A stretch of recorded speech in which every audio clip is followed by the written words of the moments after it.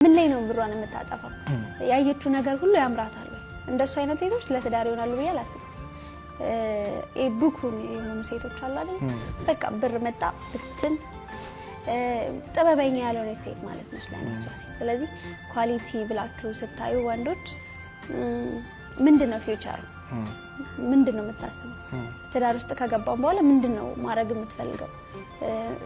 እኔ ምንድነው ሁሉ ጊዜ የምለው ትዳር ውስጥ ከገባ በኋላ መሸካከም አለ። ስለዚህ ይሄ ቻይ የመሆን ባህሪ የለም የእናትነት ባህሪ እንደሱ አይነት ባህሪ ሊኖረን ይገባል ብዬ አስባለሁ። እኛ ሴቶች ነው ባሏን እንዳይወድቅ የምታደርገው ባልን በመደገፍ ውስጥ ያለ በረከት አለ። ምክንያቱም ለቤት ካለ ባሌ የራስ አይደል እንዴ? ስለዚህ ባሏን ስታግዝ እንዴት ነው የምታግዘው? ቤት ውስጥ ምን አይነት ኃላፊነት ነው ያላት? እሱን ኳሊቲ ባይወት በጣም ደስ ይለኛል። ከገቡ በኋላ መደነቋቆር ነው ማለት ነው።